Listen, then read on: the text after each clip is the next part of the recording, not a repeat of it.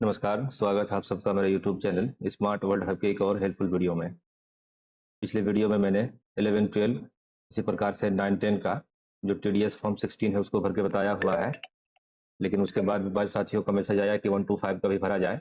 तो आज आपको हम इस वीडियो के माध्यम से बताएंगे कि किस प्रकार से 1 to 5 के लिए टीडीएस के फॉर्म 16 को फिलअप करेंगे। तो आइए उसके लिए वीडियो को शुरू करते हैं, मगर आपसे उससे पहले निवेदन है कि अगर आप मेरे चैनल पर नए हैं तो चैनल को सब्सक्राइब जरूर करें और वीडियो को लाइक और इसे शेयर भी जरूर करें। देखिए, मेरे पास वित्तीय वर्ष 2024-25 में वेतन स्रोत से आय और कटौतियों की विवरणी का यहाँ पूरा डिटेल है, इसको हमें फिलअप करना है। यहाँ जो नाम है इसमें शिक्षक अपना नाम लिखेंगे और पदनाम में विद्यालय अध्यापक TRE1 ये मैंने किसी साथी से मंगवाया हुआ है। यहाँ आप BPSC टीचर 1 to 5 कर देंगे तो ये बेहतर रहेगा। उसके बाद यहाँ कार्यालय और विद्यालय में विद्यालय के नाम पर इसको टिक करेंगे और यहाँ अपना विद्यालय का नाम मेंशन करेंगे। 7वां वेतनमान में हम लोगों का कोई लेबल नहीं है, इसलिए इसको एज इट इज छोड़ देंगे, इस पर कुछ भरने की जरूरत नहीं है। अब आया यहाँ मेन बात कि आपको यहाँ 12 महीने का अपना जो मूल वेतन आपका है उसको फिलअप करना है। हालांकि ये TRE1 के शिक्षक साथी हैं, इनका वैसे जुलाई में इंक्रीमेंट हो जाना चाहिए लेकिन नहीं हो पाया। अभी तक 25,000 के इस पर ही मिला है और फरवरी तक ही मिलने की उम्मीद है, तो उसी को मान करके यहाँ फॉर्म को फिलअप किया गया है। बाकी जब इसका एरियर अगले साल आएगा तो फिर अगले साल यहाँ जो कॉलम खाली रह गए हैं इस पर उसको फिलअप किया जाएगा। फिर वो समय आएगा तब उसको बताया जाएगा। अभी फिलहाल के लिए मार्च 2024 से लेकर के फरवरी 2025 तक जो मूल वेतन मिलने वाला है वो या मिला है और मिलने वाला है वो 25,000 है। तो यहाँ कुल 12 कॉलम ही में 25,000 को हम मेंशन करेंगे। इसी प्रकार से इसका जो 50% महंगाई भत्ता है वो भी, और मकान किराया 1,000 रुपये और चिकित्सा भत्ता ये भी 1,000 रुपये यहाँ भरा गया है।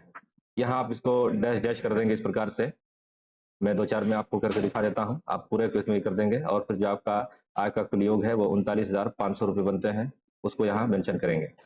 फिर आपका जो NPS में 3750 रुपये कटौती होता है उसको यहाँ मेंशन करेंगे। और आप जब सैलरी स्लिप डाउनलोड किया होंगे उसमें देखे होंगे कि ग्रुप बीमा में जो GIS करके 30 रुपये कटा है उसको यहाँ मेंशन करेंगे।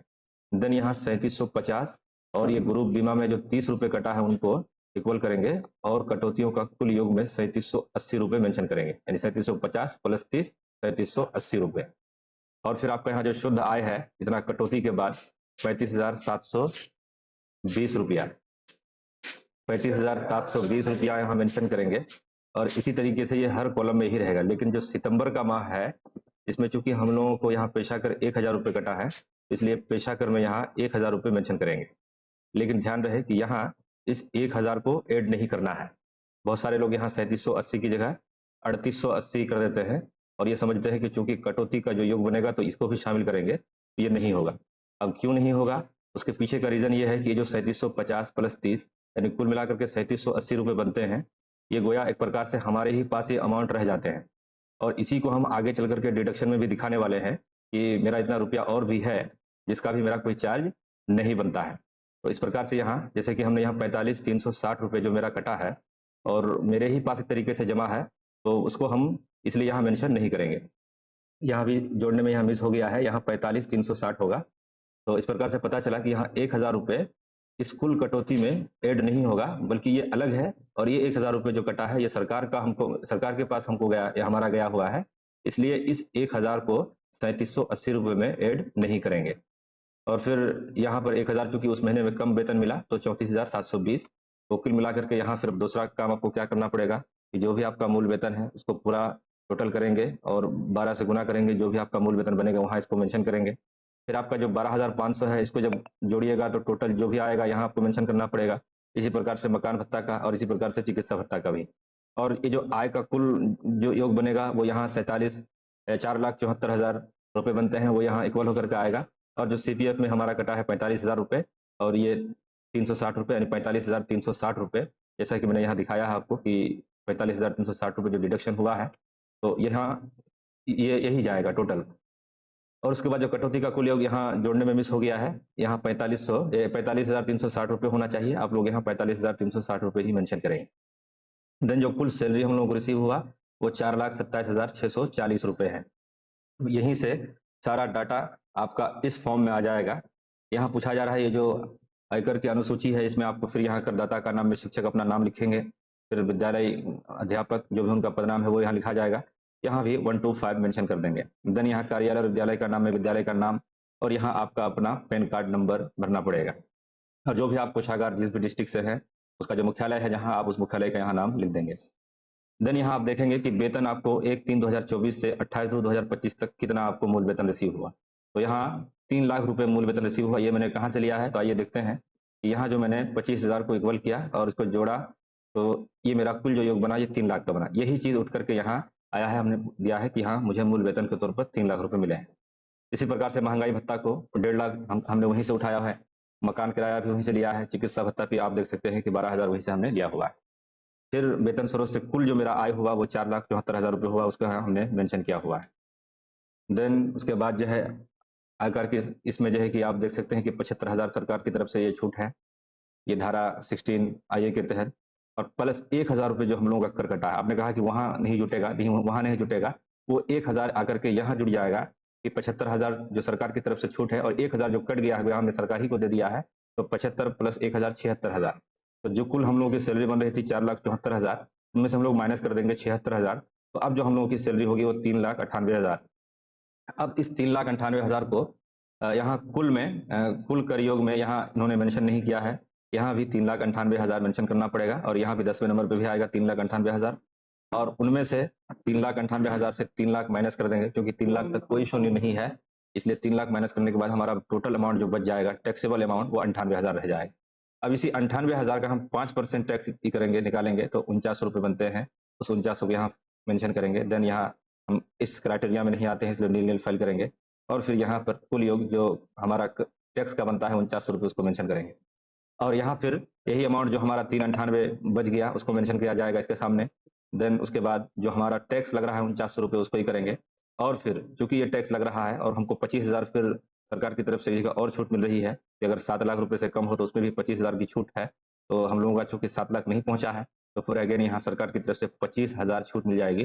तो 25,000 में से हमारा टैक्स जो पहुंच रहा था वो 49 रुपये ही हो रहा था, तो इस प्रकार से गोया हमें अब कोई टैक्स दे नहीं होगा, इसलिए यहाँ हम नील फिल करेंगे। और अगर यहाँ किसी का टैक्स लगता तो यहाँ पर जो भी टैक्सेबल अमाउंट है वो यहाँ फिल करना पड़ता, लेकिन चूंकि यहाँ माइनस हो गया यानी हमारा लिमिट से और कम है, इसलिए नील ही रहेगा, तो यहाँ हमने नील ही मेंशन किया है। अब है फाइनल जो कॉलम 300 फॉर्म 16 वाला, फॉर्म नंबर 16 TDS। इसमें 2 पार्ट हैं।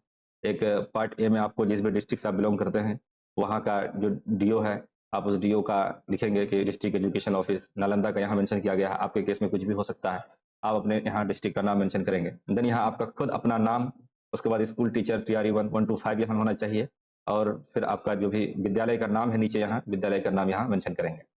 यहाँ पर आपका जो भी पेन डिटेक्टर है, यानी आप अपने BRC से पता कर लेंगे कि आपका जो डिटेक्टर है DDO है उनका पेन कार्ड नंबर, उसका 10 नंबर क्या है, आप उनका 10 नंबर यहाँ मेंशन करेंगे, और जो भी उनका ऑफिस है जहाँ भी, उस ऑफिस का यहाँ एड्रेस मेंशन करेंगे।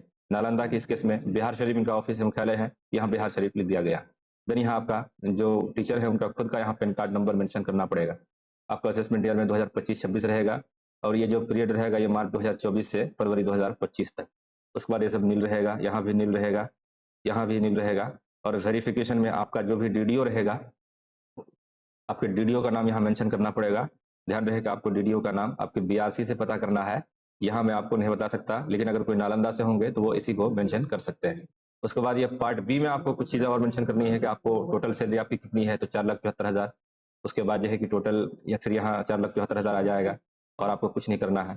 और फिर यहाँ पर हाउस रेंट में हम लोगों को जो 12,000 रुपये मिले हैं वो मेंशन करेंगे, यहाँ नील रहेगा, यहाँ भी 12,000, उसी को टोटल यहाँ ये किया गया है कि 2A 2B, तो हम लोगों का यहाँ 2E में है 12,000 रुपये, तो उसको यहाँ मेंशन करेंगे जो कि हम लोगों को भत्ता मिला है, तो इस पर कोई टैक्स देना है तो इसको भी यहाँ नील कर देंगे। और फिर इसी तरीके से जो रिसीव हम लोगों को हुआ पेमेंट, तो कितना हुआ 4,74,000 रुपये, उनमें से हमारा 75,000 जो है कि सरकार की तरफ से रिबेट है, फिर 1,000 रुपये हमने सरकार को कर दिया है, तो गोया 75 और 1,000 कितना हुआ 76,000, तो 76,000 अब 4,74,000 में से माइनस करेंगे तो बचेगा हमारा 3,98,000। अब इसी 3,98,000 को फिर यहाँ ग्रोस टोटल इनकम में यहाँ मेंशन करेंगे। देन लास्ट जो पेज है उसमें हम लोगों का ये 45,360 रुपये ये आएगा आपका जो भी डिडक्शन हुआ है NPS में और ये GIS में 45,360, यहाँ 46,360 हो गया, गलती हो गई है इसकी करने में, काउंट करने में, यहाँ 45,360 ही होगा, तो इसी 45,360 को आप यहाँ मेंशन करेंगे जो भी आपका कटा। उसके बाद ये सब नील रहेगा, यहाँ भी नील रहेगा, इसको भी नील करेंगे, और फिर ₹360 यहाँ जो एग्रीगेट अमाउंट है 11 नंबर कॉलम इसको मेंशन करेंगे। देन फिर आपके यहाँ टोटल सैलरी जो भी आपको मतलब कटौती करके ये होगा, और फिर जो आपका टैक्स, फिर टैक्स में छूट 25,000 उसको मेंशन करेंगे। देन इसको नील फिल करके यहाँ भी आपका डीडीओ का नाम रहेगा, इन्होंने नहीं दिया है, यहाँ भी डीडीओ का नाम, उनका फादर नेम और जो भी डीडीओ या डीपीओ है उनका यहाँ जिस भी डिस्ट्रिक्ट से ये करते हैं वो मेंशन करना पड़ेगा। सेम इसी प्रकार से जैसे यहाँ आपने उसको मेंशन किया होगा। तो इस प्रकार से आप 1 to 5 के अगर शिक्षक होंगे तो अपने टीडीएस फॉर्म 16 को फिलअप कर सकते हैं। उम्मीद का आपको वीडियो अच्छा लगा होगा। अगर अच्छा लगे तो वीडियो को लाइक, चैनल को सब्सक्राइब और साथियों को शेयर जरूर करें। और वीडियो से रिलेटेड अगर कोई क्वेश्चन हो तो उसे भी कमेंट बॉक्स में जरूर पूछें। मिलते हैं अगले वीडियो में, तब तक के लिए